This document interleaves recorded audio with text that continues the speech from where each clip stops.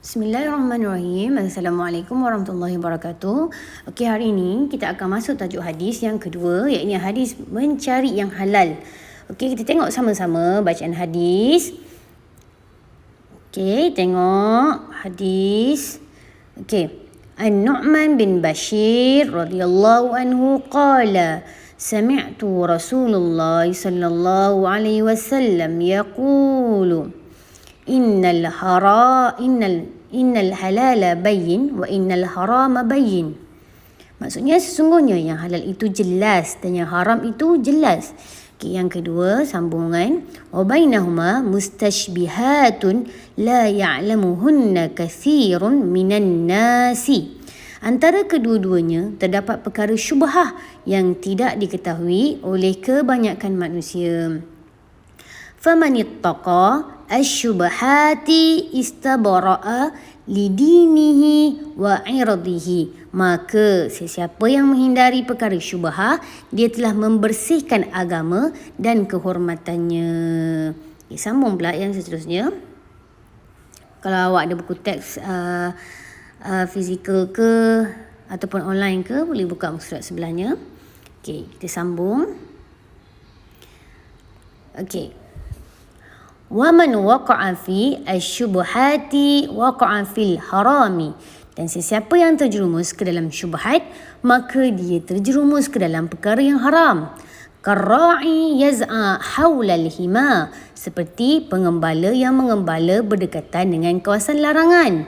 Yushiku an yarta'a fihi. Kemungkinan dia akan masuk ke kawasan larangan tersebut. Ala wa inna likulli malikin hima. Ketahuilah sesungguhnya bagi sesiapa raja itu memiliki kawasan larangan.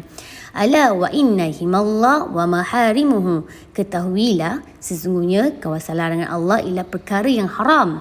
Ala wa inna fil jasadi mudghah. Ketahuilah sesungguhnya dalam tubuh itu ada seketul daging. Seterusnya, iza salahat salahal jasadu kullu. Jika daging itu baik, maka baiklah seluruh tubuhnya.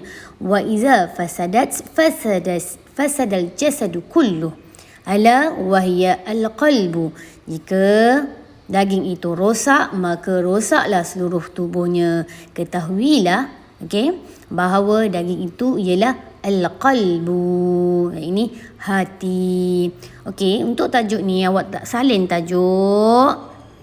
Okey, kemudian terus masuk dekat bahagian maksud halal. Okey, ni buat.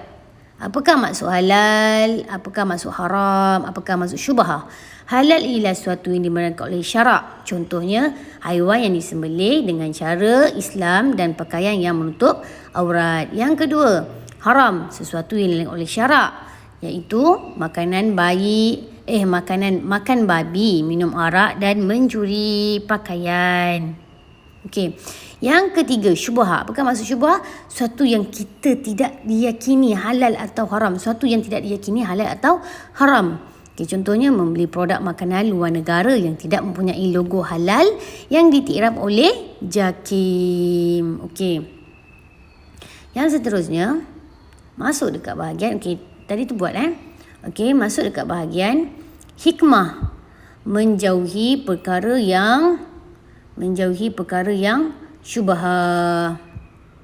Okey, apa dia hikmah dia? Okey, yang pertama, kita dapat menjaga kesucian dan kemuliaan agama kerana mematuhi segala perintah dan larangan Allah. Yang kedua, memelihara kesihatan badan daripada kemudaratan kerana menjauhi, nampak ni ada kata hubung, kerana menjauhi makanan beracun dan perbuatan yang memudaratkan. Yang ketiga, menjamin kewarasan akal daripada mabuk dan gila kerana tidak minum arak dan mengambil dadah. Yang keempat, menjaga nasab dan maruah daripada rosak kerana tidak berzina dan kerana tidak berzina dan menjauhi perbuatan yang menjerumuskan diri kepada perbuatan zina. Yang kelima, memelihara harta daripada sumber yang haram dan diragui agar rezeki sentiasa diberkati. Apakah peranan hati? Hati merupakan pemimpin bagi badan. Okey, apabila hati terpelihara, maka seluruh anggota badan akan terbimbing untuk melakukan kebaikan semata-mata kerana Allah. Sebaliknya, apabila hati tidak terpelihara, maka anggota badan mudah untuk melakukan maksiat kepada Allah. Jadi apakah peranan hati? Pemimpin bagi badan. Okey, ni saja. Buat ni saja. Peranan bagi hati dalam kehidupan manusia ialah pemimpin bagi badan. Okey, cukup itulah. Yang penting awak faham. Okey, yang seterusnya. Okey. Orang yang mempunyai hati yang bersih dan hati yang rosak dapat dikenali melalui ciri-ciri yang berikut. Okey, ciri-ciri hati rosak. Okey, ini buat ciri-ciri hati yang rosak.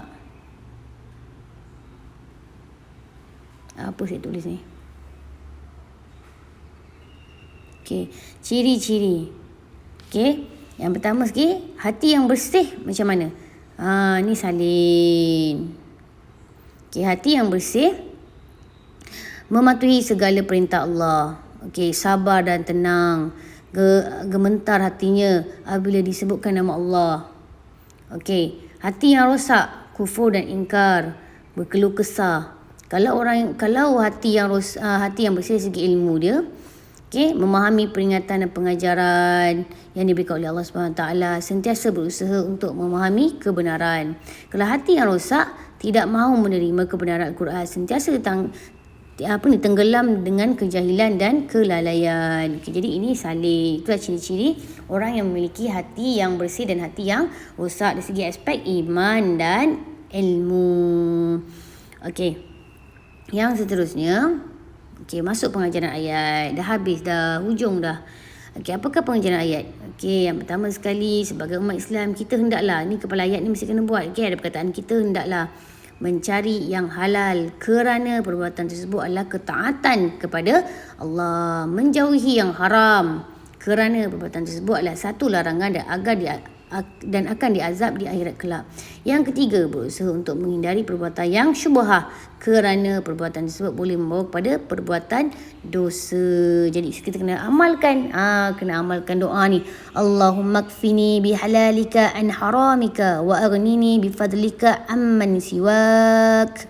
Ya Allah, cukupkanlah aku dengan perkara yang halal daripada perkara yang haram, dan kayakanlah aku dengan kurniaanmu, bukan daripada selainmu. Okey, amalkan doa ni, cuba hafal.